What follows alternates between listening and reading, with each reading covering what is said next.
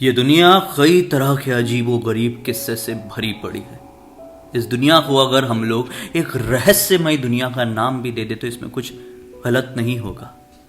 मेरा नाम रोहित है, उम्र 22 वर्ष, इंजीनियरिंग में पढ़ने वाला एक नॉर्मल इंसान हूं। लेकिन मुझे अपनी किताबों से ज्यादा भूत प्रेत की किताबें, भूत प्रेत की फिल्में, भूत प्रेत की कहानियां काफी ज्यादा अट्रैक्ट करती है।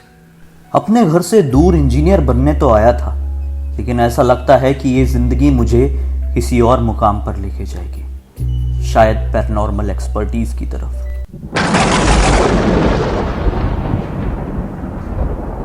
इंदौर के इस 2 BHK के आलीशान घर में अकेला नहीं रहता हूं। ये है बंटी, मेरा ही क्लासमेट। शौक, पसंद सब मेरे जैसी। हम दोनों के दिन भूतों की किताब और कहानियों से शुरू होते थे और भूतों की फिल्मों पर खत्म भी होते थे। मैं तरह तरह की भूतिया कहानी किताबों में पढ़ता और बंटी को हैरान होकर बताता। बंटी भी उतनी ही हैरानगी से मेरी वो कहानियां सुनता। ऐसे ही कर करके हमारा पूरा दिन निकल जाता और फिर आ जाती वही घनी खाली रात।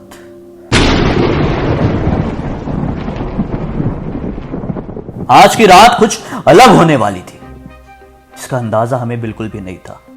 लेकिन आज रात भी मैं और बंटी हमेशा की तरह एक भूतिया मूवी देखना शुरू कर दिए।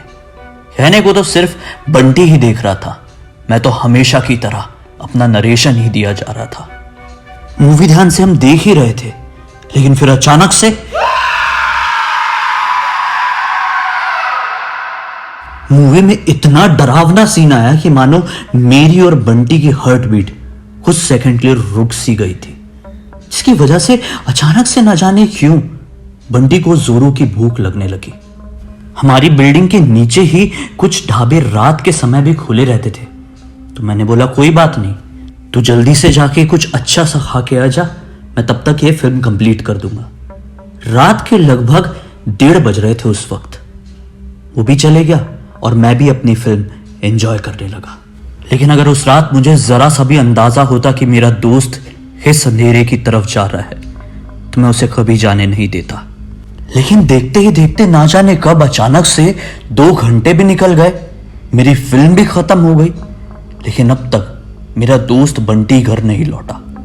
मैं थोड़ा हैरान हुआ, घबराया कि ये दूरी तो केवल 5 मिनट की थी, खाना खाने में और लगभग 15 मिनट लगते। इस हिसाब से उसे लगभग आधे घंटे में लौट जाना चाहिए था। 2 घंटे के बावजूद भी वो नहीं लौटा। मैंने उसका फोन ट्राई किया, लेकिन फोन स्विच्ड ऑफ बता रहा था। मैंने सोचा अब जब तक वो नहीं आ जाता तब तक एक आध भूतिया कहानी और पढ़ लेता हूं, शायद नींद नहीं लगेगी। लेकिन मुझे क्या पता था, आज की ये रात हमारी जिंदगी में सोने के लिए नहीं बल्कि एक कोहराम लाने के लिए आई है।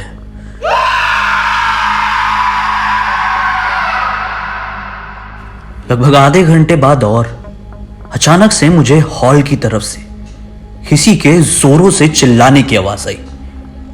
मैं घबराया कि ऐसा कौन आ गया मेरे घर पर जो इतनी बुरी तरह से चिल्ला रहा है। सोचा बाहर निकलकर ही देखना पड़ेगा, ऐसे तो समझ में आने से रहा।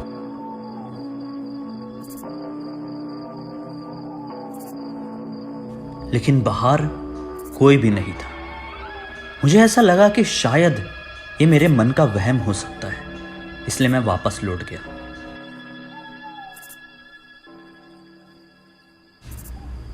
बेडरूम में वापस आते से मुझे एक हल्का सा नींद का झोंका आया ही था कि अचानक से बाहर से फिर से मुझे किसी के कुछ बात करने की आवाज आई। शायद मैं इस बार गलत नहीं था, मुझे ऐसा लगा कि सचमुच में बाहर लिटरली कोई बात कर रहा है। मैंने सोचा यह अच्छा मौका है, तुरंत निकल कर देखता हूं। मैं इस बार 100% श्योर था कि यह बात करने की आवाज मेरी ही हॉल से आ रही है। मैं किसी भी तरह का रिस्क नहीं लेना चाहता था। अगर कोई चोर होता तो मैं उसका सर फोड़ देता। मैं हाथ में तवा लिए धीरे धीरे आगे बढ़ गया, लेकिन इस बार भी फिर से कोई मुझे दिखाई नहीं दे रहा था। आवाज मुझे आ रही थी लेकिन कोई दिखाई नहीं दे रहा था। ये कैसे पॉसिबल हो सकता था? शायद मेरे मन का वहम ही था। मैं वापस लौटने लगा, लेकिन फिर अचानक से मुझे एक साथ 3-4 लोगों की हंसने की, बोलने की, मारने की, भागने की, इस तरह की अजीबो गरीब आवाजें मेरे हॉल से सुनाई देने लगी। मुझे कुछ दिखाई नहीं दे रहा था। मैं कुछ ज्यादा ही जोरों से डरा और पहली फुर्सत में इतनी तेजी से अपने बेडरूम की तरफ भागा कि पूछो मत। अब मुझे पता चल गया था कि मेरे घर में किसी की तो मौजूदगी है जो मुझे दिखाई नहीं दे रही है। अब भगवान ही सहारा थे, लेकिन कोई महफूज जगह ढूंढकर छुपना भी जरूरी था। मैंने अपना गद्दा ही बेटर समझा और बस उसके अंदर ही छुप गया। रात भर मुझे सामने वाले हॉल से किसी के रोने की, भागने की, नाखून खरोचने की ऐसी ऐसी आवाज आती रही। मैं घबराता रहा, आती रही, मैं घबराता रहा, आती रही, मैं घबराता रहा और फिर पता नहीं कैसे मेरी आंखें लग गई। फिर उसके बाद जब आंखें खुली तो मुझे सामने हॉल की तरफ से दूध वाले की आवाज आ रही थी। शायद मेरा दूध वाला कोई मस्त गाना गुनगुनाते हुए मेरी घर की तरफ आ रहा था। मुझे बिल्कुल भी अंदाजा नहीं था कि सामने वाले हॉल में क्या सिचुएशन क्रिएट हुई है। मैंने डर के मारे उससे पूछा, क्या बाहर सब कुछ ठीक है? दूध वाले ने भी हकलाते हुए कहा कि नहीं साहब, आप अंदर ही रुकिए, सब कुछ ठीक नहीं है, मैं भी किसी को फोन करता हूं। वो फोन करने के लिए शायद आगे बढ़ा ही था कि अचानक से उसकी आहट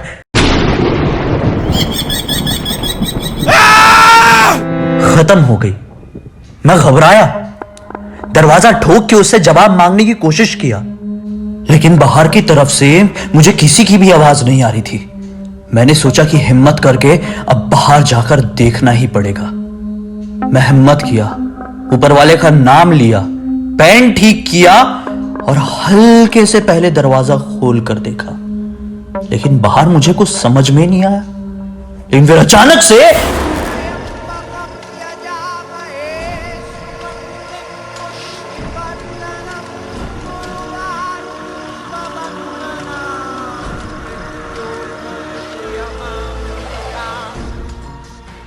दोनों ही मौत की एक खौफनाक चादर उड़े उस घर के हॉल में पड़े हुए थे। बंटी के हाथ के नाखून पूरी तरह से उखड़ चुके थे और नाखून मारने के निशान उसे बेडरूम के दरवाजे पर बुरी तरह से लगे हुए थे। जो रात भर रोहित को नाखून खरोचने की आवाज आ रही थी, वो बंटी ही उस दरवाजे पर खरोच रहा था। जो चीखने, चिल्लाने, भागने, दौड़ने की आवाज आ रही थी, वो कोई और नहीं, बंटी ही किसी साए से भागने की कोशिश कर रहा था। अगर रोहित ने उस रात दरवाजा खोल दिया होता तो शायद बंटी की जान बच गई होती, लेकिन अगर कुछ ऐसा था तो अगले दिन कैसे दूध वाले की भी जान इतनी संदिग्ध तरह से चली गई? ये रहस्य इस दुनिया के सबसे बड़े पैरानॉर्मल रहस्यों में शुमार है। ये एक ऐसा किस्सा है जो आज तक कोई भी पैरानॉर्मल एक्सपर्ट, कोई भी कितना भी बड़ा 30 मार्का हो, नहीं सुलझा पाया है। आपको क्या लगता है? क्या आप लोग इस किस्से की तह तक जा सकते हैं कि आखिर कैसे हुआ होगा ये कांड? क्या कारण रहा होगा? अपनी राय कमेंट सेक्शन में जरूर बताइए दोस्तों। अब तक इस वीडियो को देख लिए तो लाइक जरूर कर देना, चैनल को सब्सक्राइब करके बेल आइकन दबा के ऑल के ऑप्शन में क्लिक करना, क्योंकि किसी तरह के हैरान कर देने वाले खौफनाक वीडियोस डेली लेके आते रहता हूं दोस्तों। इंस्टाग्राम की लिंक इस वीडियो के डिस्क्रिप्शन बॉक्स मिल जाए, क्लिक करके डायरेक्टली वहां पर पहुंच जाइए और अपनी जिंदगी से जुड़ी हुई कोई भी कहानी आप इसी तरह से पूरी दुनिया को दिखाना चाहते हैं तो लिंक भेजिए। चलिए दोस्तों, कल फिर से मिलते हैं, तब तक के लिए बहुत बहुत धन्यवाद। आपका दिन शुभ हो।